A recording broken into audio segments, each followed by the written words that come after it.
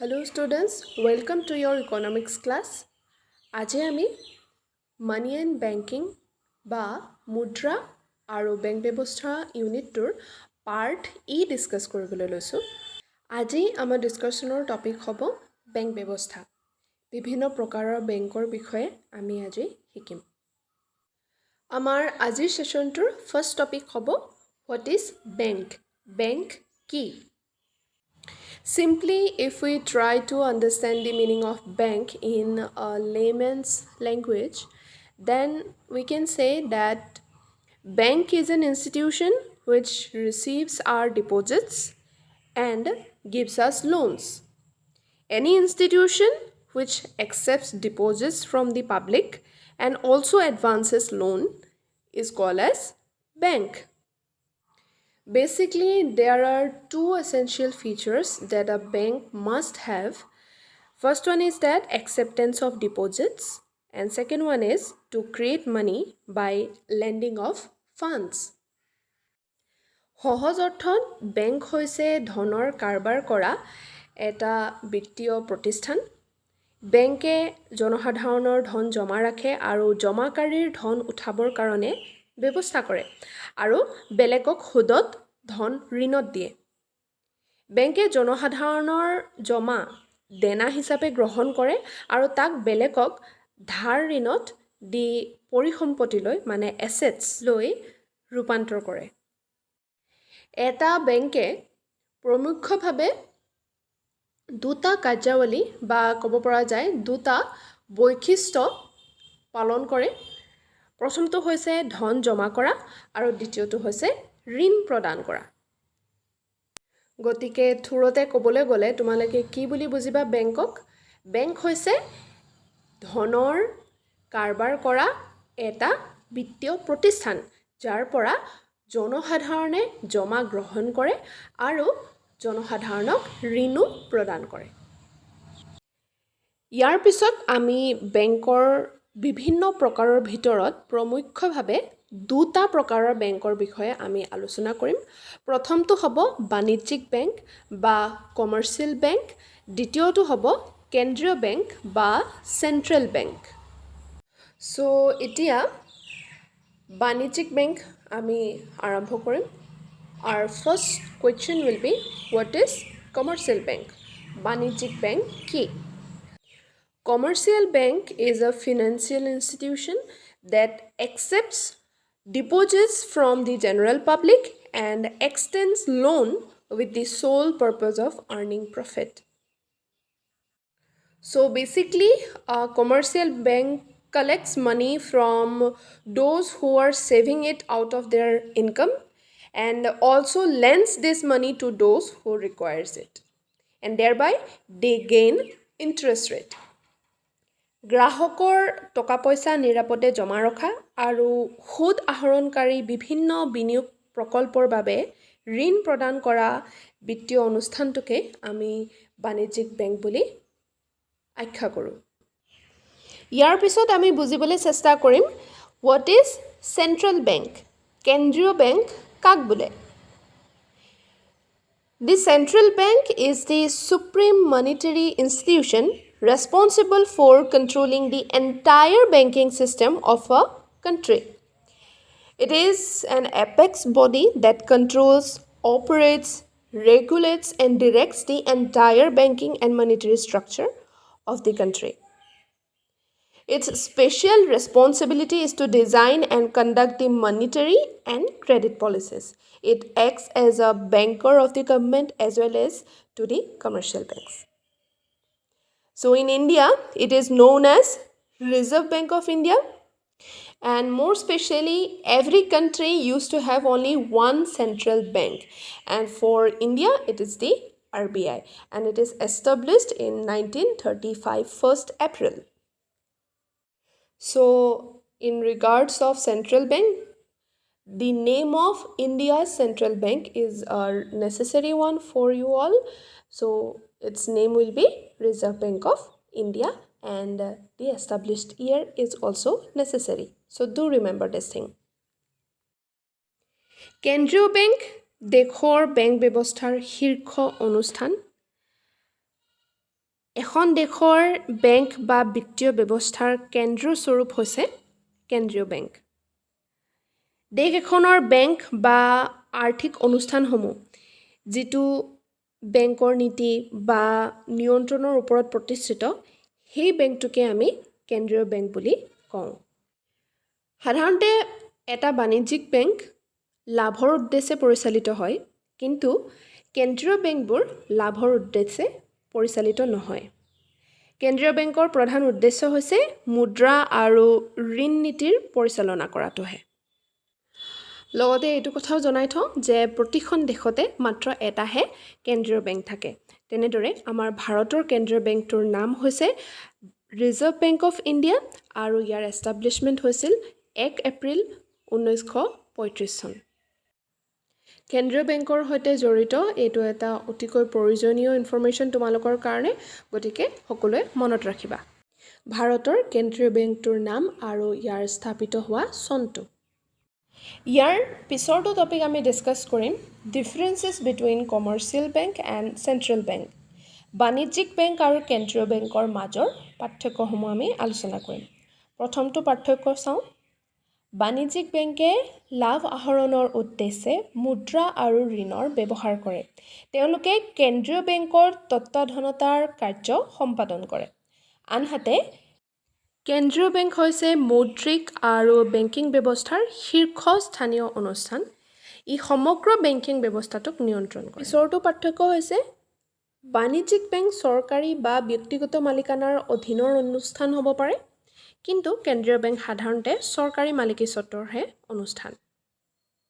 ইয়াৰ পিছৰটো পাৰ্থক্য হৈছে বাণিজ্যিক বেংকৰ মুদ্ৰা ছপা কৰাৰ অধিকাৰ নাথাকে, কিন্তু মুদ্ৰা ছপা কৰাৰ ক্ষেত্ৰত কেন্দ্ৰীয় বেংকে একচেটিয়া অধিকাৰ লাভ কৰে। ইয়াৰ পিছৰটো পাৰ্থক্য হৈছে বাণিজ্যিক বেংকে প্ৰত্যক্ষভাৱে জনসাধাৰণৰ লগত সম্পৰ্ক স্থাপন কৰি গ্ৰাহকক উপযুক্ত সেৱা আগবঢ়ায়। আনহাতে কেন্দ্ৰীয় বেংকে প্ৰত্যক্ষভাৱে জনসাধাৰণৰ সৈতে কোনো ধৰণৰ সম্পৰ্ক স্থাপন নকৰে। অন্যথা কেন্দ্ৰীয় বেংক হৈছে চৰকাৰৰ বেংক আৰু বাণিজ্যিক বেংকৰো ই bank. The differences between central bank and commercial bank are as follows. First one is that central bank is an apex institution in the money market. On the other hand, a commercial bank operates under the control of central bank.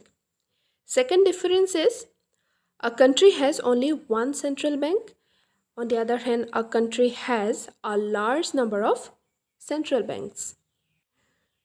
Third difference is central bank is generally owned and governed by the government. On the other hand, commercial banks may be owned by government or by the private sector.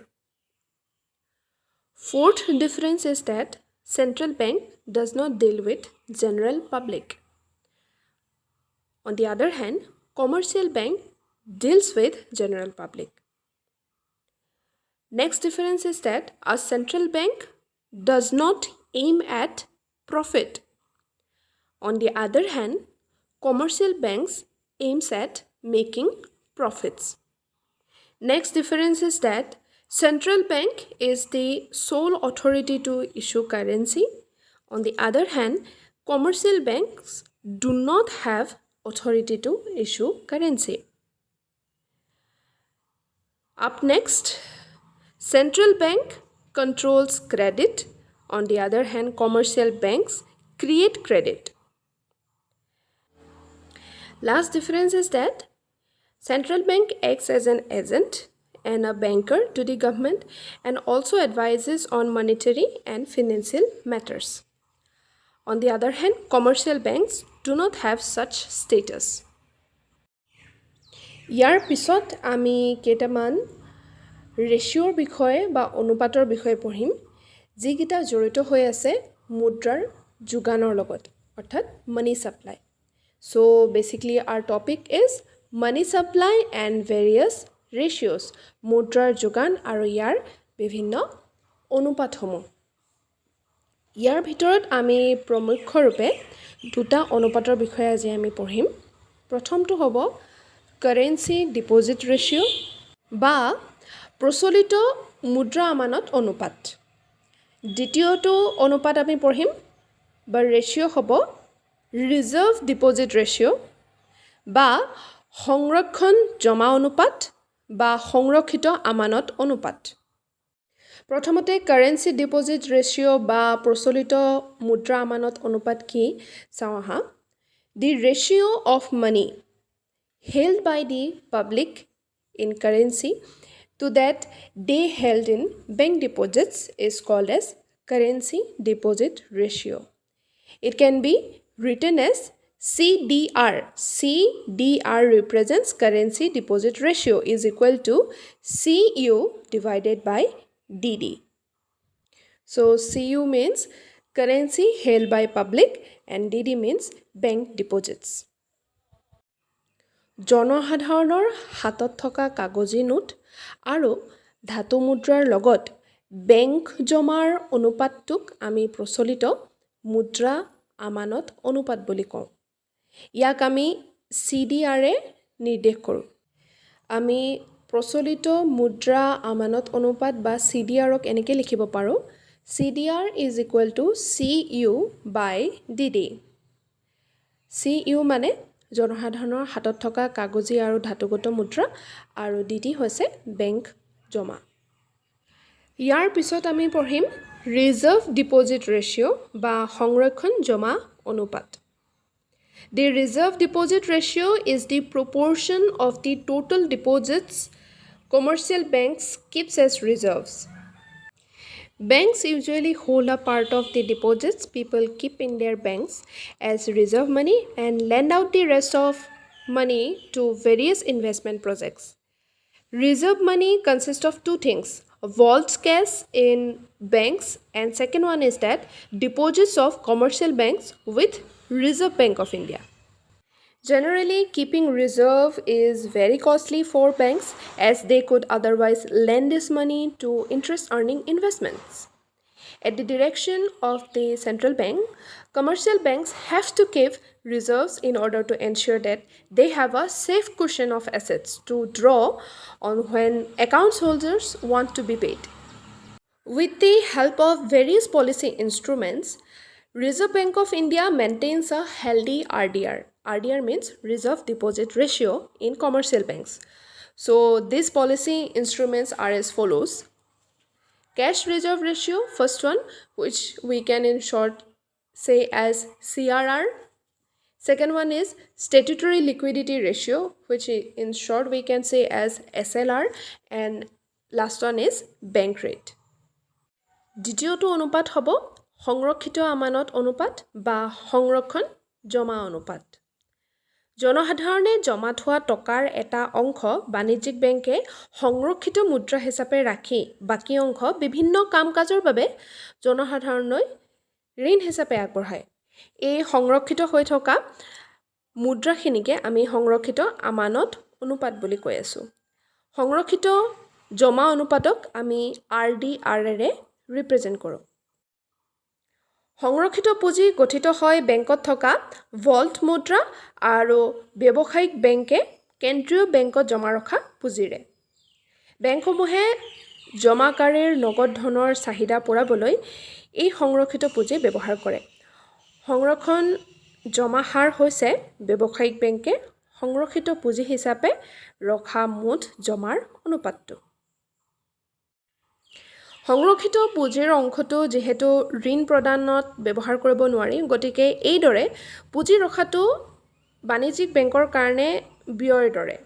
কিন্তু reserve bank বা কেন্দ্ৰীয় বেংকৰ নিৰ্দেশানুসৰি ব্যৱসায়িক বা বাণিজ্যিক বেংকসমূহে তেওঁলোকৰ মুঠ আমানতৰ এটা অংশ সংৰক্ষিত পুঁজি হিচাপে ৰখাটো বাধ্যতামূলক। দৰাচলতে ৰিজাৰ্ভ বেংকে ভিন্ন ধৰণৰ নীতিগত উপায় ব্যৱস্থা অৱলম্বন কৰে সংৰক্ষিত আমানত জমা ৰাখিবৰ কাৰণে। তাৰ ভিতৰত প্ৰথমটো উপায় হৈছে নগদ সংৰক্ষিত পুঁজিৰ অনুপাত, কেছ ৰিজাৰ্ভ ৰেচিঅ', তাক আমি ইন শ্বৰ্ট CRR বুলি নিৰ্দেশ কৰোঁ। দ্বিতীয়টো হ'ব বিধিগত তাৰল্যতাৰ অনুপাত, ষ্টেটুটৰী লিকুইডিটি ৰেচিঅ' মানে SLR, আৰু শেষৰটো হ'ব বেংক ৰেট। গতিকে ব'লা এতিয়া আমি প্ৰথমতে এই পলিচি ইনষ্ট্ৰুমেণ্ট বা বিভিন্ন নীতিগত উপায়সমূহৰ অৰ্থ আমি বুজিবলৈ চেষ্টা কৰোঁ। প্ৰথম আমি চেষ্টা কৰিম বুজিবলৈ কেছ ৰিজাৰ্ভ ৰেচিঅ' কি, মানে নগদ সংৰক্ষিত পুঁজিৰ অনুপাত কি। Cash reserve ratio or CRR refers to the minimum percentage of a bank's total deposits required to be kept with the central bank. নগদ সংৰক্ষিত পুঁজিৰ আমানত হৈছে এনেকুৱা এটা ব্যৱস্থা য'ত এই ব্যৱস্থা অনুযায়ী বাণিজ্যিক বেংকবোৰে সিহঁতৰ মুঠ জমাৰ এটা বিশিষ্ট অংশ ৰিজাৰ্ভ বেংকে নিৰ্ধাৰণ কৰা অনুসৰি ৰিজাৰ্ভ বেংকত আমানত হিচাপে জমা ৰাখিব লাগিব। ইয়াৰ পিছত চাম ষ্টেটুটৰী লিকুইডিটি ৰেচিঅ' বা SLR কি। Commercial banks are required to maintain a given fraction of their total demand and total deposits in the form of specified liquid assets in order to discharge customer liabilities. It is called as statutory liquidity ratio. বিধিগত তাৰল্যতাৰ অনুপাত হৈছে reserve বেংকৰ হাতত থকা অন্য এক উপায়। এই ব্যৱস্থা অনুযায়ী বাণিজ্যিক বেংকসমূহে সিহঁতৰ মুঠ চাহিদা আৰু কাল আমানতবোৰৰ এক নিৰ্দিষ্ট অংশ সুনিৰ্দিষ্ট তৰল পৰিসম্পত্তিবোৰত বিনিয়োগ কৰাটো প্ৰয়োজনীয়। ইয়াৰ পিছত তৃতীয়টো টপিক হ'ব bank rate. Bank rate refers to the rate at which the central bank lends funds as a lender of last resort to banks against approved securities or eligible bills of exchange. Usually, a high bank rate makes such borrowings from RBI costly and encourages the commercial banks to maintain a healthy RDR, which means reserve deposit ratio. Reserve বেংকে সংৰক্ষিত আমানত অনুপাতৰ মান নিয়ন্ত্ৰণ কৰিবলৈ bank rate বা বেংকৰ হাৰ নামৰ এক বিশেষ সুদৰ হাৰৰ প্ৰয়োগ কৰে। মুদ্ৰাৰ নাটনি দূৰ কৰিবলৈ বাণিজ্যিক বেংকে ৰিজাৰ্ভ বেংকৰ পৰা লোৱা ঋণত প্ৰদান কৰা সুদৰ হাৰক বেংক ৰেট বুলি কোৱা হয়। উচ্চ খাপৰ বেংক ৰেটত বাণিজ্যিক বেংকে ৰিজাৰ্ভ বেংকৰ পৰা ঋণ লোৱাটো ব্যয়বহুল কৰি তোলে। দৰাচলতে বাণিজ্যিক বেংকবোৰে এটা সুস্থ মানৰ সংৰক্ষিত আমানত অনুপাত ধৰি ৰাখিবলৈ উচ্চ খাপৰ বেংক ৰেটে উৎসাহ প্ৰদান কৰে। চ' আজি আমাৰ ডিছকাশ্যন ইয়াতে সমাপ্ত কৰিম। ইয়াৰ পিছত আমি কমাৰ্চিয়েল বেংকৰ কাৰ্যাৱলী কমাৰ্চিয়েল বেংকৰ ফাংচনছখিনি ডিছকাছ কৰিম। তেনেদৰে কেন্দ্ৰীয় বেংকৰো বা চেণ্ট্ৰেল বেংকৰ ফাংচনছবোৰ আমি ডিছকাছ কৰিম from our next video'. So' till then stay healthy, stay safe. Thank you students.